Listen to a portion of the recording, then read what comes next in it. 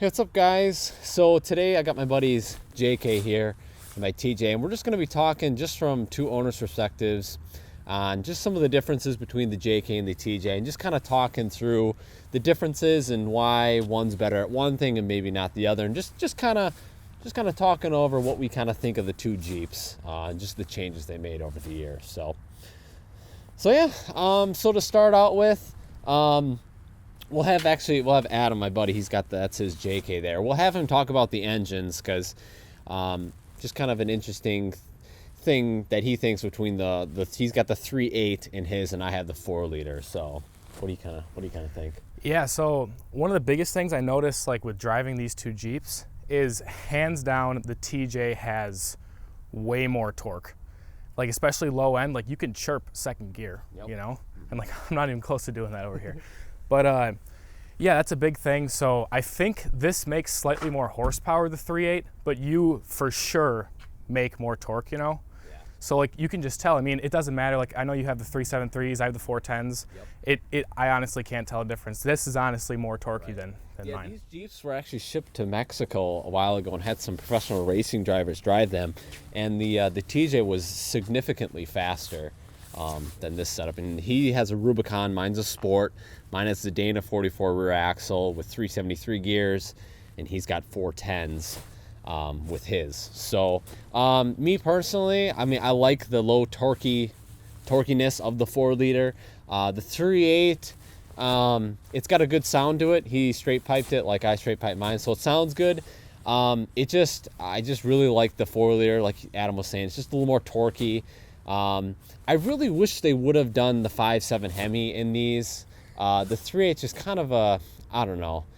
It would just be much better with an 8-cylinder in it because you're probably not going to get any worse gas mileage because they're really pushing the 3.8, especially if you start adding armor and bumpers and stuff like that. So, but let's talk about suspension because that's probably going to be the biggest difference. Stock for stock, the JK has a way beefier suspension setup stock than the TJ does. So we'll go ahead and look underneath here at my TJ. So you guys can see underneath here, my tie rod is just absolutely dinky.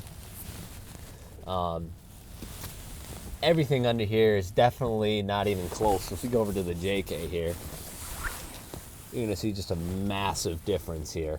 And this is stock. You know, obviously it's a Rubicon, but you know, as far as stock suspension components, the JK, they just really beefed it up a lot more over the TJ. So that's something to think about. If you're looking to do a bunch of off-roading, bone stock, you know, the JK is going to be, you know, probably a lot better as far as not breaking things. Where a TJ, if you put big tires on it, like if I'd go do some serious off-roading, I'm for sure going to bend that tiny stock tire out. So it's just something to think about. JK is definitely improved. Obviously, it's a newer generation, so usually they improve the off-road capability of all the new Jeeps. Mm-hmm. So. Yeah, so, you know, right out of the factory, it has, like, it's way more capable for off-road, you know, like the JKs. Even if I didn't have my lift on it, I have a 3-inch Terraflex lift, if anyone's wondering. So even if I didn't have the lift on it, you know, I fit the 35s no problem. And, like, I had clearance and stuff, and you can see the body panels, they don't come quite as close to the, like, I just have so much clearance in there, you know. And like I think just the difference between like the control arms and the tie rods, and I have like a big beefy track bar in the front, and obviously with the Dana 44 front and rear, I think just if you're looking totally at going off road, you know, the JK is the way to do it. The JK, if you can afford, you know, that's all. You know, all of this comes at a price, obviously. So the JKs are substantially more than the TJ is. So that's just something you guys are gonna have to think about. So another interesting thing. Kind of the bigger difference, obviously my TJ isn't stock, but from the factory I had metal fenders and flares for the JKs. They moved over to basically just plastic. So the one good thing about the plastic is if you do want to run big tires and you don't want to lift it too much, you can take this and have a ton more clearance and do a flat fender up top here, have a lot more clearance than a TJ would. So that's just something interesting that they definitely went a little more. The TJs are, you know, older, so you're using steel bumpers, everything like that. So if you look at here, if you look here, the bumpers on the JK are like a plastic bumper, whereas at least even stock on my TJ, it was steel bumpers front and rear. So that's just something to consider too, just a difference, you know. The TJ is a little more metal on it than plastic. So it's much more raw Jeep, you know, like it's a little less refined, it's more raw when you're driving, and it's just right. Yeah, definitely. I mean, the JK definitely rides a little smoother than my TJ does. Even the new JLs. I haven't driven a JL, but I've driven the 2011 and up JKs, and those ride really, really smooth. The so interior is also pretty yeah, crazy on that's the other thing too. So we'll take a look at the interiors now. You know, this is 2000s Chrysler. It's not the worst interior. I don't get in this and going, oh, this is just absolutely awful. It's got a nice design to it. The steering wheel shape kind of shows its date a little bit. One interesting thing that they did get rid of, which I have no idea why they got rid of this seat design, but you basically pull this tab here, and the seat, you want to do that for me? Just push the seat forward. So the seat like lifts up and out so you can get easy access to the back. And I have no idea why they got rid of that. It's just a really cool design that I'm surprised that with the newer models they got rid of that. Versus the JK. A little dirty, sorry about that. Yeah, that's fine. It's winter. For the JK, all it does is you lift that and then you can move it forward. It doesn't lift out of the way. It does look like it goes pretty far forward, but so I guess we'll look at the JK interior. You know, just a different design. It's a similar design. I would say this generation is more similar to the TJ generation. Once they hit 2011, they kind of redid the whole inside of the Jeep.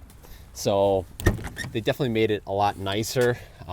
This is more like, I would say, more of a Jeep, where the newer JKs and even the JL, you're talking like a really nice, almost luxurious style interior. So, but JKs have the sound pods like the TJs, so pretty similar inside.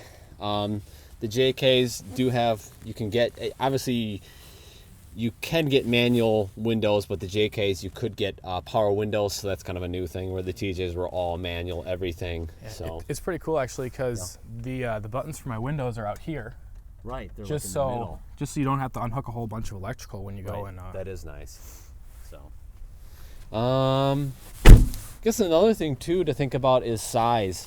The JK is definitely, I mean, obviously his is lifted, but just the dimensions, the width of the Jeeps, the TJ is definitely a smaller vehicle. So that's just something different. They're kind of getting bigger. What's that? Do you know how much they weigh, the TJs? I don't know how much mine weighs. I added a lot of weight. You know, I want to say 30-something 100 pounds, 3,400 pounds maybe. Yeah, and there's another difference. I think mine right now is like 4,500 maybe. Oh, okay, so the JKs do weigh substantially more than the TJs. I mean, it's probably due to all that beefed up suspension. Right, exactly. So what I think will be kind of cool is the new JLs that are going to get that turbo diesel motor. That I think will be the motor to get. That would be versus really fun. a V6. So this is the 3.8 liter V6. Heavily used. As you can see, his Jeep sees a lot of off-road action. And then we'll go over to my 4 liter here. Yep.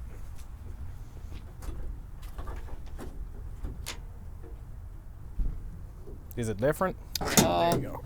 Kind of similar, I think. Where's your thing? It's on the hood. Oh, look at that. Changing a whole bunch of things, huh? And then we got the 4 liter, the straight 6.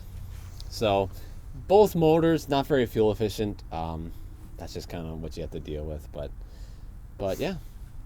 Oh yeah, another thing to note is, so I'm averaging about 16 miles per gallon. Yeah. You know, like 16, 17 miles per gallon. That's like, pretty good. It's not horrible, you know, like especially with like 35s and everything. Right. But the funny thing is, I get worse gas mileage on the highway than I do in the city, just because I'm ringing her out. Yeah. Right. And it's not the most aerodynamic car. Yeah, that's the thing. So I was talking with Adam about I was just kind of wanted to know, like, freeway driving, because I really don't like driving mine on the freeway. 65, 70 miles an hour is like max I would ever want to do in it. Anything more is just, this is not fun, and that kind of sounds like you too. It's just, I don't know. Yeah, You kind of get blown around a lot. Gust of wind will blow you off the road. Yeah. Yeah. So, but other than that, the soft top design changed a little bit. It's just pretty simple. It's pretty simple to do. Oh, yeah. Yeah. Yeah, actually, I can show you really quick. So Yeah. when you take it down, I'm not sure how yours compares, but it's just like right under here. Yep. I got the have same this thing there. latch. Yep. The latches. Pull it out on both Yep. sides, and it Yep. just folds right back. Yep.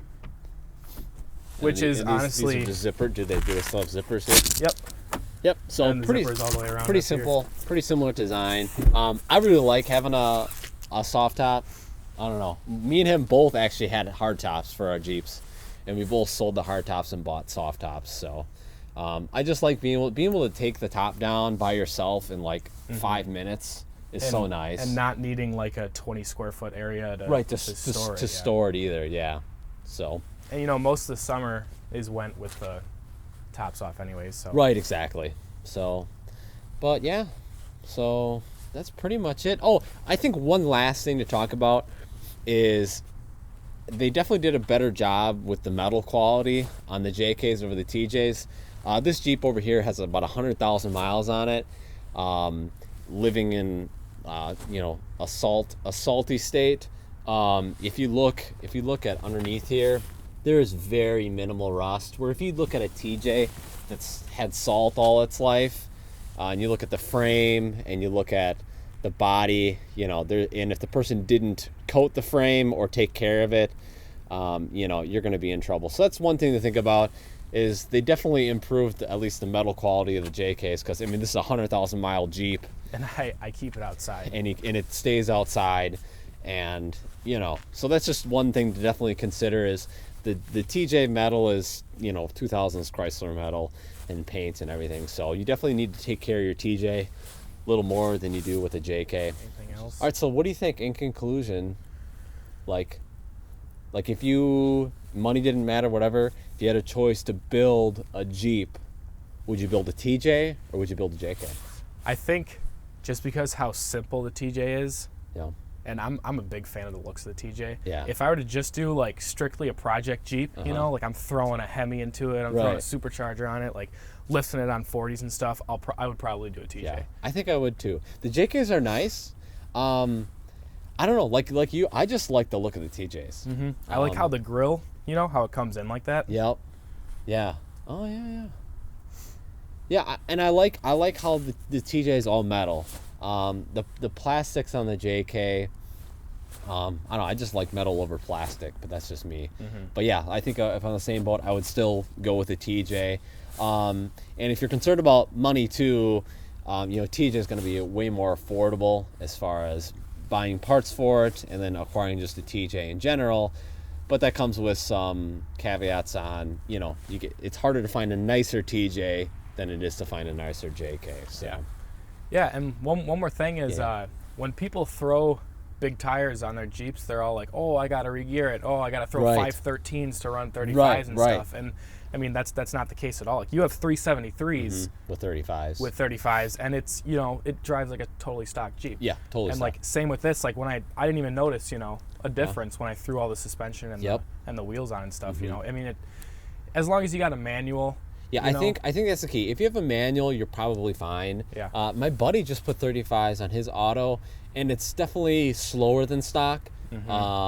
But for him, he doesn't care at all. It's a Jeep. He's not looking to go Right. super fast. So I guess I think people make it more of a deal than it actually is. Maybe off-roading you need a little bit more torque. Maybe you want to re-gear then. But yeah, as far as especially like if you're daily driving your Jeep, don't worry about it. Yeah, for sure. So. All right, so one last thing. I'd say if you're looking for a real off-road Jeep, for sure the TJ is going to need a lot more work to get to the point where a JK could be. Absolutely. Because you already have the beefed up control arms, you already have the big tie rods, the big track bars, you got everything. Everything's kind of tucked up a little neater. Yep. And definitely. so if you're getting a TJ planning on making an off-road Jeep, you're gonna have to invest in some beefy suspension parts. Right. But, you know, obviously it's a Jeep, you know, it's better than the average. Right, exactly. So yeah, that's just a little overview on my TJ on 35s and then my buddy's JK on 35s. So that's just kind of a little bit. I hope you guys can kind of grab just something from our perspectives on owning both of them. We both kind of agree that the JK overall is a better off-roading vehicle.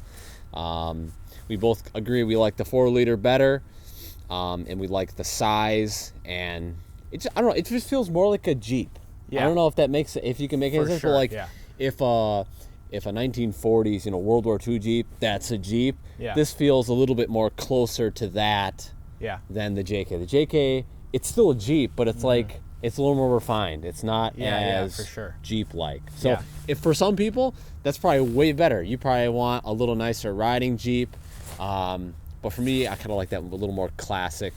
Feel a little more connected to the road. Yeah, a little more connected. It's like most early 2000s vehicles. They're a little more raw compared to the newer stuff. So, but it doesn't ride bad by any means. No, yeah, I don't get really beat up smooth. or anything. But there's definitely you can tell the engineers changed stuff up with the new with the new Jeeps over the old ones. So yeah.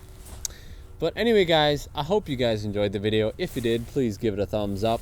Definitely consider subscribing. That helps me out a lot, guys. And let me know how you guys like the two Jeeps. Which one do you guys like? Would you take a TJ or a JK? So, but anyway, guys, stay tuned for more. We'll probably do some more videos on my buddy's Jeep.